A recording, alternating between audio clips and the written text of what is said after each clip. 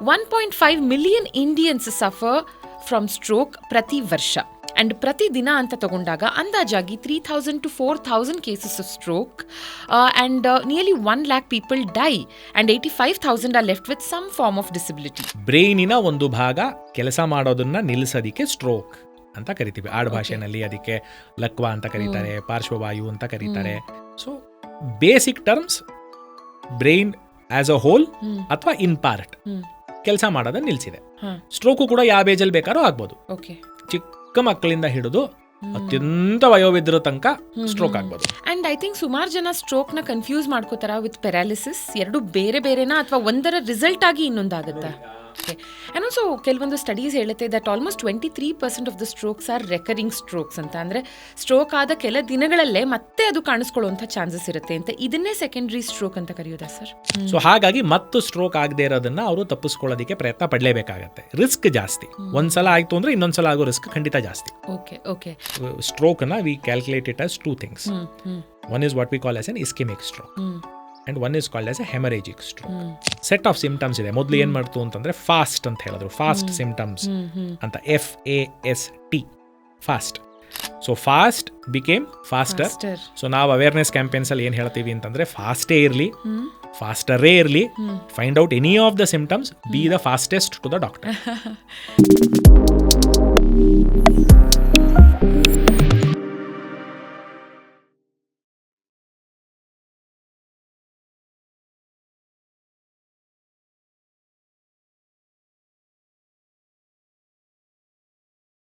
So let me begin ಇವತ್ತಿನ episode with a statement.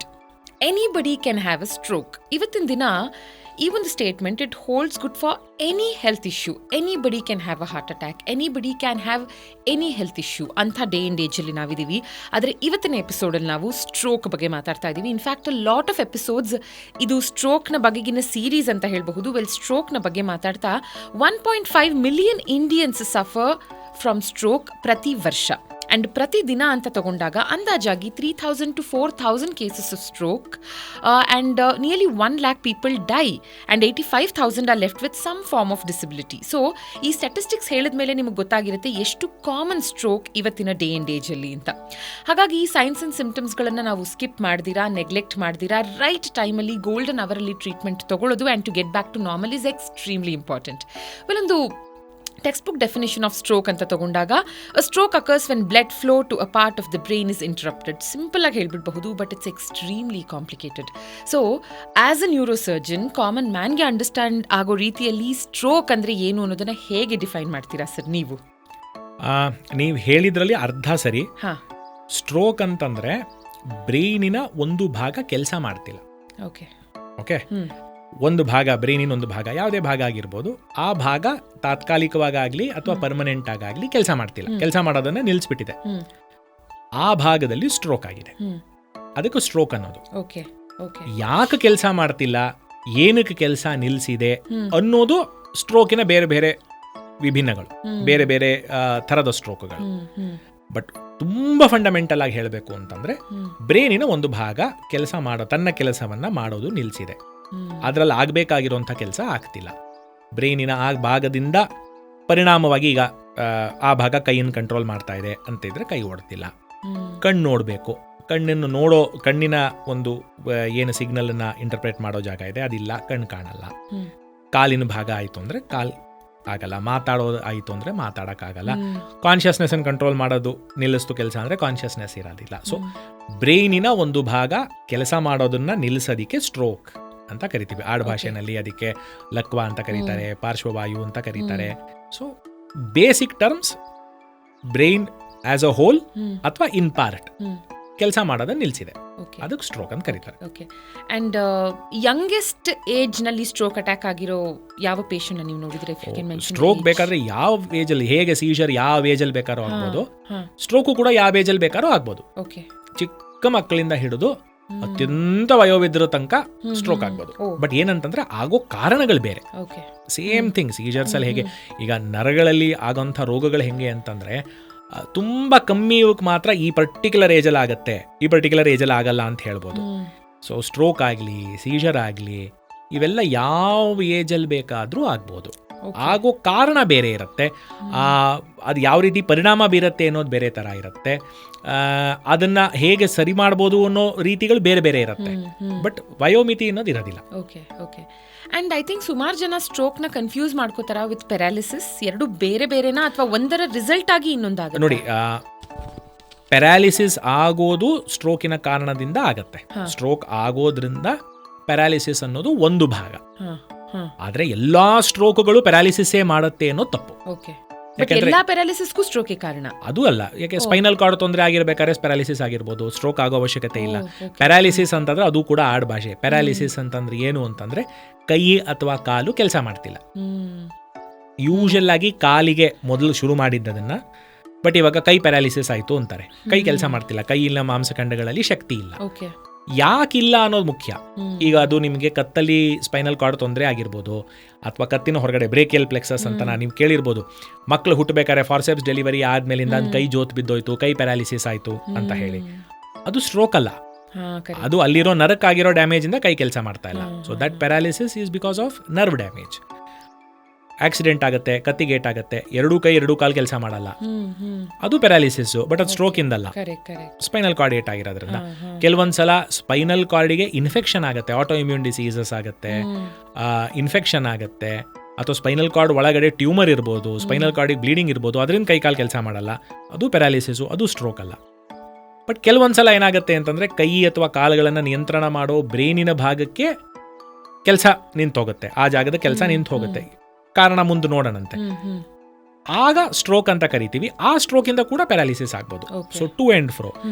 ಎಲ್ಲಾ ಪ್ಯಾರಾಲಿಸಿಸ್ಗಳು ಸ್ಟ್ರೋಕ್ ಇಂದ ಆಗಲ್ಲ, ಎಲ್ಲಾ ಸ್ಟ್ರೋಕ್ಗಳು ಪ್ಯಾರಾಲಿಸಿಸ್ ಮಾಡಲ್ಲ. ಎರಡಕ್ಕೂ ಮಿಕ್ಸ್ಚರ್ ಇರುತ್ತೆ, ಒಂದು ಕಾಮನ್ ಗ್ರೌಂಡ್ ಇದೆ ಅಷ್ಟೇ. Okay okay. ಅಂಡ್ ಆಲ್ಸೋ ಕೆಲವೊಂದು ಸ್ಟಡೀಸ್ ಹೇಳುತ್ತೆ that almost 23% of the strokes are recurring strokes ಅಂತ. ಅಂದ್ರೆ ಸ್ಟ್ರೋಕ್ ಆದ ಕೆಲ ದಿನಗಳಲ್ಲೇ ಮತ್ತೆ ಅದು ಕಾಣಿಸ್ಕೊಳ್ಳುವಂಥ ಚಾನ್ಸಸ್ ಇರುತ್ತೆ ಅಂತ. ಇದನ್ನೇ ಸೆಕೆಂಡರಿ ಸ್ಟ್ರೋಕ್ ಅಂತ ಕರೆಯೋದಾ ಸರ್? ಸೆಕೆಂಡರಿ ಸ್ಟ್ರೋಕ್ ಅಂತಂದ್ರೆ ಒಂದು ಸ್ಟ್ರೋಕ್ ಆದ್ಮೇಲಿಂದ ಮತ್ತು ಸ್ಟ್ರೋಕ್ ಆಗೋದಕ್ಕೆ ಬ್ರಾಡ್ ಆಗಿ ಸೆಕೆಂಡರಿ ಸ್ಟ್ರೋಕ್ ಅಂತ ಕರೀತಾರೆ. ಎಲ್ಲಾ ಸ್ಟ್ರೋಕ್ಗಳು ಒಂದು ಸಲ ಆದ್ಮೇಲೆ ಇನ್ನೊಂದ್ಸಲ ಆಗೇ ಆಗತ್ತೆ ಅನ್ನೋ ನಿಯಮ ಇಲ್ಲ. ಬಟ್ ಏನಂತಂದ್ರೆ ಒಂದು ಸಲ ಸ್ಟ್ರೋಕ್ ಆದರೆ ಇನ್ನೊಂದು ಸಲ ಸ್ಟ್ರೋಕ್ ಆಗೋ ಸಾಧ್ಯತೆ ಜಾಸ್ತಿ. ಸಾಮಾನ್ಯ ಪಾಪ್ಯುಲೇಷನ್ಗಿಂತ ಅವ್ರಿಗೆ ರಿಸ್ಕ್ ಜಾಸ್ತಿ. ಸೊ ಹಾಗಾಗಿ ಮತ್ತು ಸ್ಟ್ರೋಕ್ ಆಗದೆ ಇರೋದನ್ನ ಅವರು ತಪ್ಪಿಸ್ಕೊಳ್ಳೋದಕ್ಕೆ ಪ್ರಯತ್ನ ಪಡಲೇಬೇಕಾಗತ್ತೆ. ರಿಸ್ಕ್ ಜಾಸ್ತಿ. ಒಂದ್ಸಲ ಆಯ್ತು ಅಂದ್ರೆ ಇನ್ನೊಂದ್ಸಲ ಆಗೋ ರಿಸ್ಕ್ ಖಂಡಿತ ಜಾಸ್ತಿ. Okay okay. ಅಂಡ್ ನೀವು ಹೇಳಿದ ಹಾಗೆ ಯಾವುದೇ ವಯಸ್ಸಲ್ಲಿ ಬೇಕಾದ್ರೂ ಇದಾಗಬಹುದು ಅಂತ. ಆದ್ರೂ ವಿತ್ ಏಜ್ ಇದರ chances of risk of getting a stroke anyway ಜಾಸ್ತಿ ಆಗೇ ಆಗುತ್ತೆ, ಎಸ್ಪೆಷಲಿ ಭಾರತೀಯರಿಗೆ. ಯಾಕಂದ್ರೆ genetically since we are more prone to BP, sugar and ಇವತ್ತಿನ ದಿನ ಲೈಫ್ ಸ್ಟೈಲ್ ಕೂಡ ಹಾಗೆ ಇರೋದ್ರಿಂದ.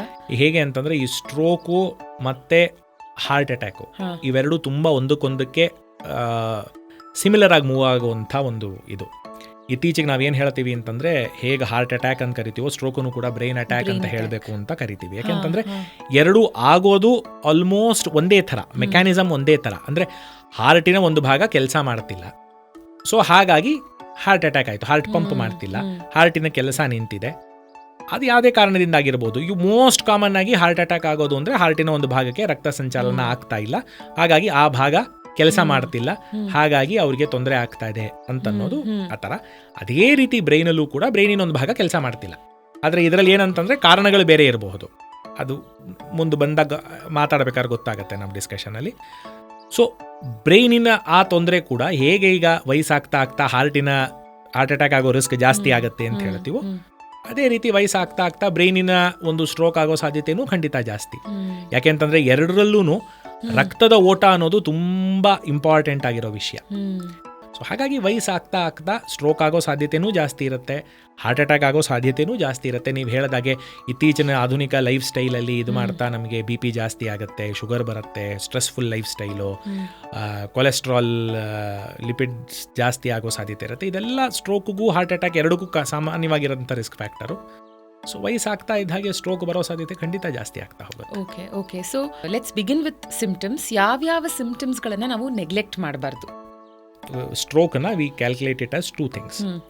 One is what we call as an ischemic stroke and one is called as a hemorrhagic stroke. ಅಂದ್ರೆ ಬ್ರೈನಿನ ಒಂದು ಭಾಗ ಕೆಲಸ ಮಾಡ್ತಿಲ್ಲ. ಯಾಕೆ ಕೆಲಸ ಮಾಡ್ತಿಲ್ಲ? ಅದಕ್ಕೆ ರಕ್ತ ಪೂರೈಕೆ ಆಗ್ತಾ ಇಲ್ಲ, ಅದಕ್ಕೆ ಬೇಕಾಗಿರೋ ರಕ್ತ ಅದಕ್ಕೆ ತಲುಪ್ತಾ ಇಲ್ಲ, ಹಾಗಾಗಿ ಅದು ಕೆಲಸ ಮಾಡೋದನ್ನ ನಿಲ್ಲಿಸಿದೆ. Exactly how heart attack happens. ಹಾರ್ಟಿನ ಒಂದು ಭಾಗಕ್ಕೆ ರಕ್ತ ಹೋಗ್ತಾ ಇಲ್ಲ, ಅದು ಕೆಲಸ ಮಾಡೋದನ್ನ ನಿಲ್ಲಿಸಿದೆ. ಅದಕ್ಕೆ ನಾವು ಇಸ್ಕಿಮಿಕ್ ಸ್ಟ್ರೋಕ್ ಅಂತ ಕರಿತೀವಿ, ರಕ್ತನಾಳ ಬ್ಲಾಕ್ ಆಗಿದೆ ಅಂತ. ಇನ್ನೊಂದು ಏನು ಅಂತಂದರೆ ಹಾರ್ಟಲ್ಲಿ ಯೂಶಲ್ ಆಗಿ ನಾವು ನೋಡದೇ ಇರೋದು, ಸ್ವಲ್ಪ ರೇರು, ಬಟ್ ಬ್ರೈನಲ್ಲಿ ನಾವು ಕಾಮನ್ ಆಗಿ ನೋಡೋದು ಏನು ಅಂತಂದರೆ ಬ್ರೈನಿನ ಒಂದು ಭಾಗದಲ್ಲಿ ರಕ್ತಸ್ರಾವ ಆಗುತ್ತೆ, ಬ್ಲೀಡಿಂಗ್ ಆಗುತ್ತೆ. ಬ್ಲೀಡ್ ಆದಾಗ ಆ ಭಾಗ ಕೆಲಸ ಮಾಡೋದನ್ನ ನಿಲ್ಲಿಸುತ್ತೆ. ಯಾಕೆಂತಂದರೆ ಬ್ಲಡ್ ಅಲ್ಲಿ ಹೋಗಿ ಅಲ್ಲಿರೋಂಥ ನರ್ವ್ಗಳ ಕನೆಕ್ಷನ್ನ ನರ್ವನ್ನ ಅದು ಡಿಸ್ರಪ್ಟ್ ಮಾಡುತ್ತೆ. ಸೊ ಬ್ಲೀಡಿಂಗ್ ಆಗಿ ಬ್ರೈನಿನ ಒಂದು ಭಾಗ ಕೆಲಸ ಮಾಡ್ತಾ ಇಲ್ಲ. ಸೊ ಅದರಿಂದ what we call it as A haemorrhagic stroke. Bleed ಆಗೋದ್ರಿಂದ ಆಗುವಂಥ ಸ್ಟ್ರೋಕ್. ಇದು ಎರಡು ಮೇನ್ ಕಾಸಸ್ ಆಫ್ ಸ್ಟ್ರೋಕ್. ಆಯ್ತಾ? ಈಗ ಸ್ಟ್ರೋಕಿಂದ ಆಗುವಂಥ ಪರಿಣಾಮ ಏನು ಅಂತಂದ್ರೆ ಯಾವ ಭಾಗಕ್ಕೆ ಸ್ಟ್ರೋಕ್ ಆಗಿದೆಯೋ ಅದರ ಪ್ರಕಾರ ಒಂದು ತೊಂದರೆ ಬರುತ್ತೆ. ಈಗ ಸೆಟ್ ಆಫ್ ಸಿಂಪ್ಟಮ್ಸ್ ಇದೆ. ಮೊದಲು ಏನ್ ಮಾಡ್ತು ಅಂತಂದ್ರೆ ಫಾಸ್ಟ್ ಅಂತ ಹೇಳಿದ್ರು, ಫಾಸ್ಟ್ ಸಿಂಪ್ಟಮ್ಸ್ ಅಂತ, FAST, ಫಾಸ್ಟ್. F ಅಂತಂದ್ರೆ ಫೇಸ್. ಸೊ ಮುಖದ ಒಂದು ಭಾಗ ಅವರಿಗೆ ಕೆಲಸ ಮಾಡೋದು ನಿಲ್ಸತ್ತೆ, ಅಥವಾ ಮುಖದ ಭಾಗ, ಈ ಬಾಯಿನ ಈ ಒಂದು ತುದಿ ಏನಿದೆ ಅದು ಒಂದು ಸ್ವಲ್ಪ ಮೂವ್ ಆಗ್ತಾ ಇಲ್ಲ, ನಗ್ಬೇಕಾರೆ ಮಾತಾಡ್ಬೇಕಾರೆ ಒಂದು ಸೈಡ್ಗೆ ಹೋಗ್ತಾ ಇದೆ, ಕಣ್ಣು ಮುಚ್ತಾ ಇಲ್ಲ, ಮುಖದ ಒಂದು ಭಾಗ ಇನ್ನೊಂದು ಭಾಗದ ಥರ ಕೆಲಸ ಮಾಡ್ತಿಲ್ಲ. ನೋಡಿದ್ರೆ ಗೊತ್ತಾಗುತ್ತೆ ನಿಮ್ಮ ಒಂದು ಭಾಗದ ಮುಖದಲ್ಲಿ ಏನೋ ತೊಂದರೆ ಇದೆ. Face F. A ಅಂತಂದ್ರೆ ಆರ್ಮ್ ವೀಕ್ನೆಸ್, ಕೈ ಅಥವಾ ಕಾಲುಗಳ ವೀಕ್ನೆಸ್. ವೀಕ್ನೆಸ್ ಅಂತಂದ್ರೆ ಸುಸ್ತಾಗಿ ವೀಕ್ನೆಸ್ ಆಗೋದು ಬೇರೆ, ಇದೊಂದು ಅಬ್ನಾರ್ಮಲ್ ವೀಕ್ನೆಸ್ಸು. ಕೈ ಕೆಲಸ ಮಾಡ್ತಿಲ್ಲ, ಕೈ ಬೆರಳುಗಳು ಮೂವ್ ಮಾಡೋಕ್ಕಾಗ್ತಾ ಇಲ್ಲ, ಕೈ ಎತ್ತಕ್ಕಾಗ್ತಿಲ್ಲ, ಏನು ಹಿಡ್ಕೊಳಕ್ಕಾಗ್ತಾ ಇಲ್ಲ, ಅಥವಾ ಕೈ ಹಾಗೆ ಜೋತ್ ಬಿದ್ದುಬಿಟ್ಟಿದೆ, ಕೈಯಲ್ಲಿ ಏನು ಸೆನ್ಸೇಷನ್ನೇ ಇಲ್ಲ, ಕೈ ಕೆಲಸ ಮಾಡ್ತಾ ಇಲ್ಲ, ಅಥವಾ ಕಾಲು ಕೆಲಸ ಮಾಡ್ತಾ ಇಲ್ಲ ಸಡನ್ ಆಗಿ ಅನ್ನೋದು A. ಆಯ್ತಾ? ಎಸ್ ಅನ್ನೋದು ಸ್ಪೀಚ್, ಮಾತು. ಸಡನ್ ಆಗಿ ಮಾತು ತೊದಲಾಗೋದು, ಮಾತಾಡಬೇಕು ಅಂತ ಅನ್ಕೊಂಡಿರ್ತಾರೆ, ಮಾತಾಡೋಕ್ಕಾಗಲ್ಲ, ಏನೋ ಹೇಳಬೇಕು ಅಂತ ಪ್ರಯತ್ನ ಪಡ್ತಾರೆ, ಹೇಳೋಕ್ಕಾಗ್ತಾ ಇಲ್ಲ, ಅಥವಾ ಒಂದೇ ಸಮ ಏನೇನೇನೇನೋ ಸಡನ್ನಾಗಿ ಮಾತಾಡ್ತಾ ಇದ್ದಾರೆ, ಏನು ಸಂಬಂಧನೇ ಇಲ್ಲದೆ ಮಾತಾಡ್ತಾ ಇದ್ದಾರೆ, ಹೇಳೋದು ಅವ್ರಿಗೆ ಅರ್ಥ ಆಗ್ತಾ ಇಲ್ಲ ಅಂತಾಗೋದು S, speech problems. So face, arm, speech problems ಇತ್ತು. FAS ಅಂದರೆ T is time to react. So ಈ ತರ ಇತ್ತು, ಐದರ್ ಅಲೋನ್ ಅಥವಾ ಇನ್ ಕಾಂಬಿನೇಷನ್ ಇತ್ತು ಅಂತಂದ್ರೆ it is the time to react. Stroke ಇರಬಹುದು, ತಕ್ಷಣ ಹೋಗಿ ವ್ಯಾಲ್ಯೂಯೇಟ್ ಮಾಡಿಸ್ಕೊಳ್ಳಿ ಅಂತ ಮೊದಲು ಫಸ್ಟ್ ಶುರು ಮಾಡಿದ್ದು ಈ ಥರ. ಸಾಕಷ್ಟು ಸ್ಟ್ರೋಕಿನ ಕೇಸಸ್ಗಳು ನೋಡಿ, ಕೋವಿಡ್ ಆದಮೇಲೆ ಇನ್ನೊಂದು ಎಲ್ಲ ನೋಡಿ, ಬೇರೆ ಬೇರೆ ಪ್ರಭಿನ್ನಗಳನ್ನು ನೋಡಿ ಸ್ಟ್ರೋಕಲ್ಲಿ ಫಾಸ್ಟ್ ಅಂದರೆ ಒಂಚೂರು ಮಾಡಿ ಫಾಸ್ಟರ್ ಅಂತ ಮಾಡಿದ್ರು. ಫಾಸ್ಟರ್ ಅಂತ ಆಯ್ತಾ? So F is again face, A is arm, S stability. Okay, ಆಯ್ತಾ? ಅಂದ್ರೆ ಬ್ಯಾಲೆನ್ಸ್. ಸೊ ಇದ್ದಕ್ಕಿದ್ದ ಹಾಗೆ ನಡಿಬೇಕಾದ್ರೆ ಬ್ಯಾಲೆನ್ಸ್ ತಪ್ತಾ ಇದೆ, ನಡಿಯಕ್ ಆಗ್ತಾ ಇಲ್ಲ, ನೇರ ನಿಲ್ಲಕ್ ಆಗ್ತಾ ಇಲ್ಲ, ಹೆಜ್ಜೆ ಹಾಕೊಂಡು ಹೋದ್ರೆ ವಾಲ್ಕೊಂಡು ಬೀಳ್ತಾ ಇದ್ದಾರೆ ಒಂದ್ ಕಡೆಯಿಂದ ಒಂದ್ ಕಡೆಗೆ. So S was stability. T is talking, same speech ತರ, ಮಾತಾಡೋದಲ್ಲಿ ತೊಂದ್ರೆ. E is ಐಸ್, ಇದ್ದಕ್ಕಿದ್ದಂಗೆ ಎರಡಾಗಿ ಕಾಣಿಸುತ್ತೆ, ಇದ್ದಕ್ಕಿದ್ದಂಗೆ ನೋಡ್ತಾ ಇರಬೇಕಾಯ್ತು ಅಂತಂದ್ರೆ ಒಂದು ಕಣ್ಣು ಈ ಕಡೆ ಹೋಗ್ಬಿಟ್ಟಿದೆ, ನೋಡೋದು ಎರಡೆರಡಾಗಿ ಕಾಣುತ್ತೆ, ಅಥವಾ ಒಂದು ಕಣ್ಣು ಸಡನ್ನಾಗಿ ಕಾಣ್ತಾ ಇಲ್ಲ, ಇದ್ದಕ್ಕಿದ್ದಂಗೆ ಒಂದು ಕಪ್ ಪರದೆ ಹಾಕ್ಬಿಟ್ಟು ಕಾಣ್ತಾನೆ ಇಲ್ಲ, ಇವತ್ತು ಬೆಳಗಿಂದ ನಂಗೆ ಕಣ್ಣು ಕಾಣ್ತಿಲ್ಲ, ಒಂದು ಕಣ್ಣು ಕಾಣ್ತಾನೆ ಇಲ್ಲ ಕಣ್ಣು ಅಂತಾಗೋದು, that is E. R is reaction. So fast became faster. So ನಾವು ಅವೇರ್ನೆಸ್ ಕ್ಯಾಂಪೇನ್ಸ್ ಅಲ್ಲಿ ಏನ್ ಹೇಳ್ತೀವಿ ಅಂತಂದ್ರೆ ಫಾಸ್ಟೇ ಇರಲಿ, ಫಾಸ್ಟರೇ ಇರಲಿ, find out any of the symptoms, be the fastest to the doctor. Make sense. And I think ಇದನ್ನ ಬಿ ಫಾಸ್ಟ್ ಅಂತಾನೂ ಮಾಡಿದ್ದಾರೆ. Same thing, B for balance, B for balance, E for eye, and fast is the same as whatever. So you can be fast, you can be faster, you can be fast or whatever. Be fastest to take care. Correct. Go to the doctor, get treated. ತೊಂದರೆ ಇತ್ತು ಅಂತ ನಿಮಗೆ ಅನ್ನಿಸ್ತು ಅಂತಂದ್ರೆ ನಿರ್ಲಕ್ಷ್ಯ ಮಾಡಬೇಡಿ. Please go to the doctor as early as possible. Correct. ಆ golden hour is extremely important. So golden hour ಅಂದರೆ ಎಷ್ಟು ನಿಮಿಷದಿಂದ ಎಷ್ಟು ಗಂಟೆಗಳವರೆಗೂ, ಆ್ಯಂಡ್ ಆಲ್ಸೋ ಇನ್ನೊಂದಷ್ಟು ಇನ್ ಡೆಪ್ತ್ ಆಗಿ ಡೀಟೇಲ್ ಆಗಿ ಸಿಂಪ್ಟಮ್ಸ್ಗಳ ಬಗ್ಗೆ, ಆ್ಯಂಡ್ ಯಾರ್ಯಾರು they are more prone to stroke, ಈ ಎಲ್ಲದರ ಬಗ್ಗೆ ಮುಂದಿನ ಎಪಿಸೋಡಲ್ಲಿ ಮಾತಾಡೋಣ. Thank you so much for watching. ಸ್ಟ್ರೋಕ್ಗೆ ಸಂಬಂಧಪಟ್ಟ ಹಾಗೆ ನಿಮಗೇನಾದರೂ ಕ್ವೆಶ್ಚನ್ಸ್ ಇದ್ದರೆ ಖಂಡಿತ ಕಮೆಂಟ್ ಸೆಕ್ಷನಲ್ಲಿ ಪೋಸ್ಟ್ ಮಾಡ್ಬೋದು.